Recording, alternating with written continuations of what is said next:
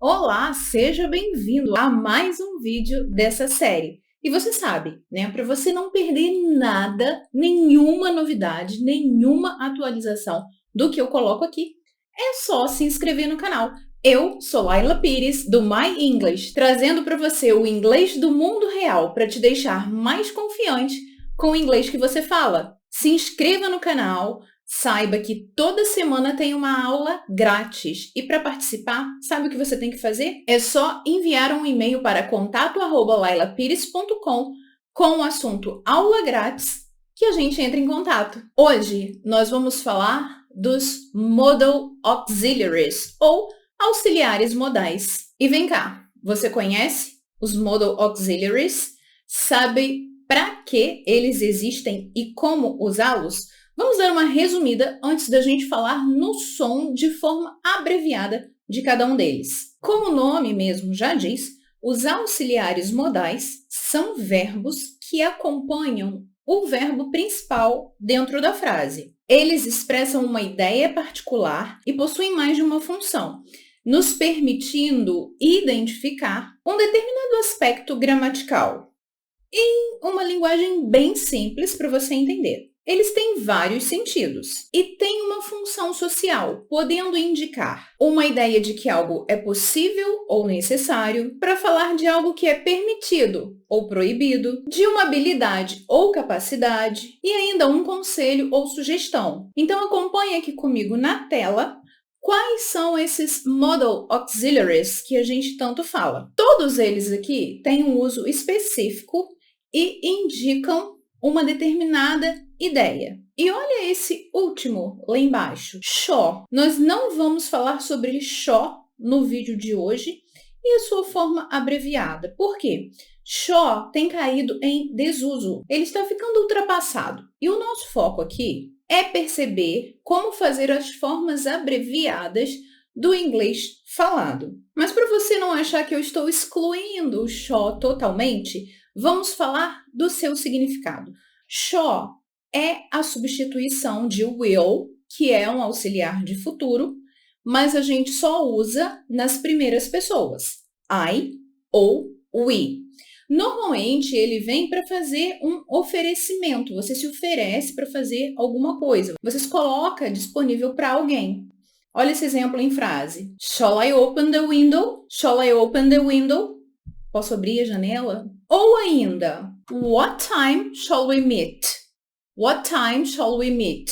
Que horas deveríamos nos encontrar? E aí, nesse segundo exemplo, você já consegue perceber que shall também pode ser o substituto de should. Shall tem sido ainda usado no inglês britânico e ele tem sido considerado um auxiliar formal. Então, como a gente quer falar, não quer muita formalidade, porque a gente sabe que o inglês do mundo real ele não é tão regrado, vamos esquecer shall. E uma coisa importante relembrar. O inglês que você tem aqui, o inglês que eu te ensino, é o inglês americano. Por que eu estou falando isso?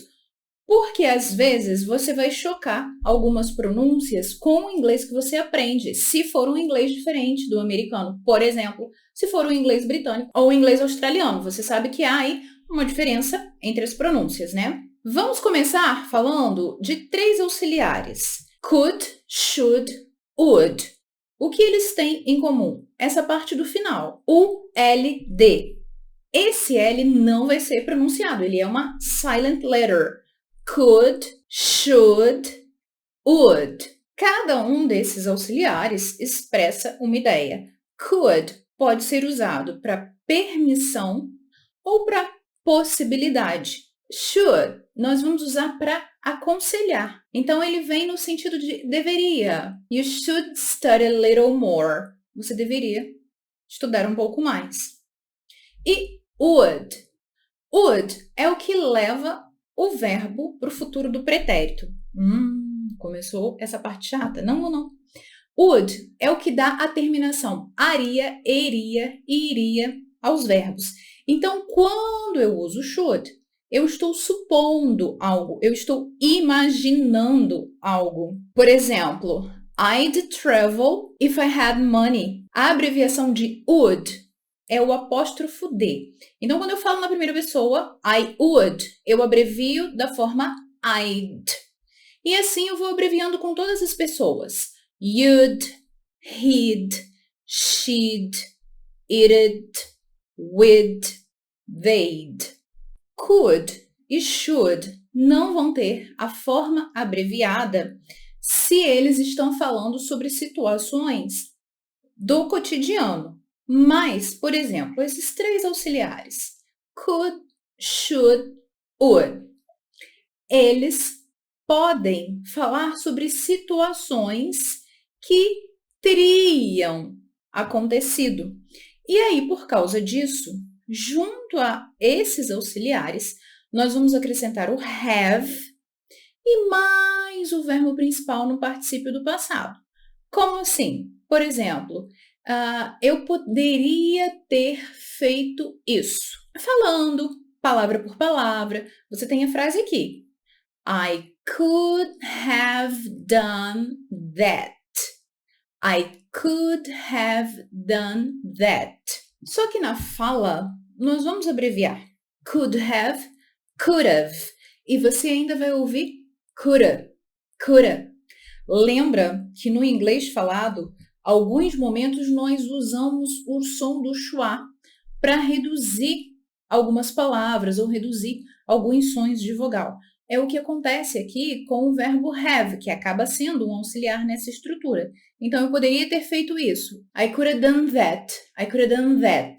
E você sabe que quando a gente faz abreviação para não ficar robótico, para não ficar mecanizado, a gente não pode falar devagar.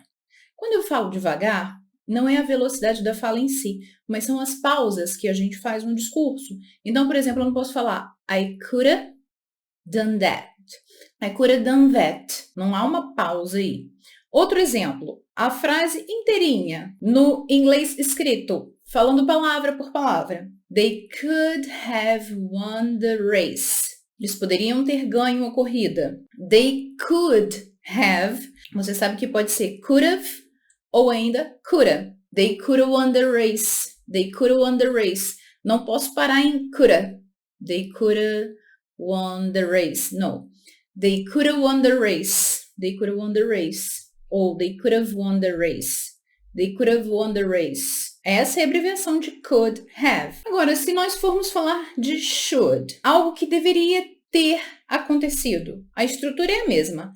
Should have e o verbo no particípio do passado. Quando eu falo verbo no particípio do passado, você entende que se você já está lá no nível intermediário ou avançado, você sabe que esse particípio do passado é a terminação dos verbos em ado, cantado, falado, ou então em ido, bebido, partido. A abreviação should have pode ser should have ou shoulda. Shoulda. Então, nessa frase, his plane should have arrived by now. O avião dele deveria ter chegado nesse horário, por essa hora. Esse should have vai virar shoulda. His plane should arrive by now. His plane should arrive by now. Outra frase. John should have finished work. Should have ou shoulda. John should have finished work. John should have finished work. John deve ter terminado o trabalho. E ainda, pensando na abreviação de would have, eu teria feito. I would have done. Would have é would have ou woulda. Would have, woulda. Woulda. Olha o som do schwa reduzido, sem muita tensão, sem muito stress na palavra. Esse exemplo, I would have gone to the party. Eu deveria ter ido à festa. I would have gone to the party. I would have gone to the party. I would have gone to the party. I would have gone to the party. Outro exemplo, eu teria te ligado. I would have called you.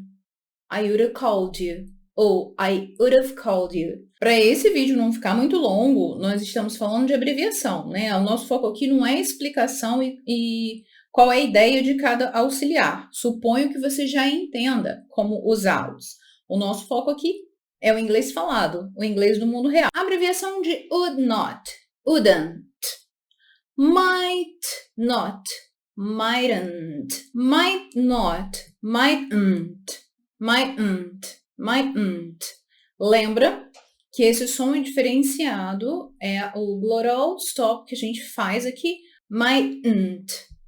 Eu tô forçando para que você entenda, não é tão forçado assim.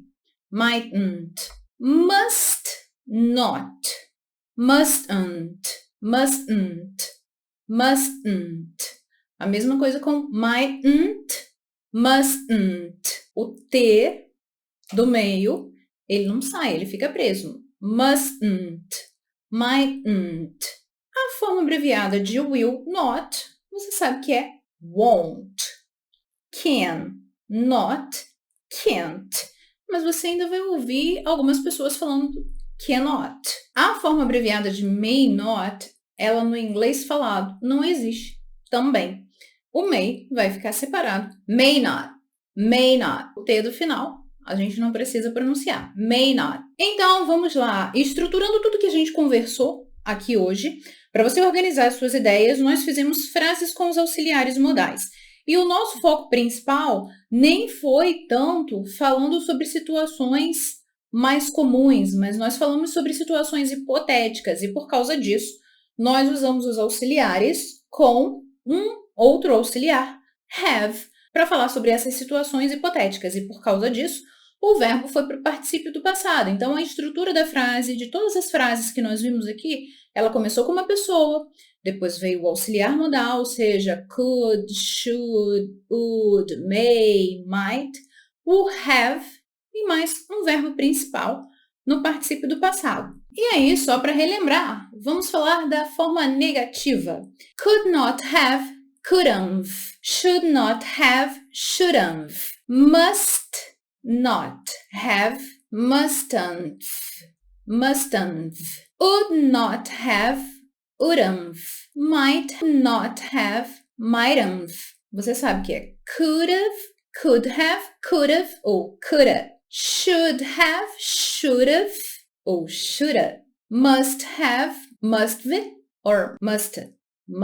Might have, might've ou might've. Nessa aula de hoje, você pode ver como a pronúncia ela é bem diferente do inglês escrito.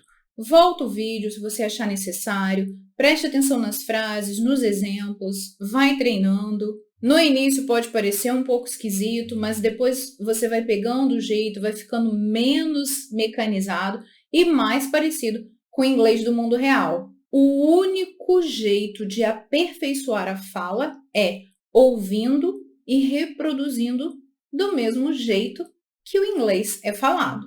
Você precisa falar, imite, copie. Lembre-se dos imitation exercises, que eles são o segredo de uma boa pronúncia. Se você ainda não sabe o que é um imitation exercise, chega aqui e você vai ficar sabendo. Lá eu te explico tudo direitinho e ainda faço um exercício com você. Obrigada por estar aqui, pela companhia. Te espero na próxima semana. See ya!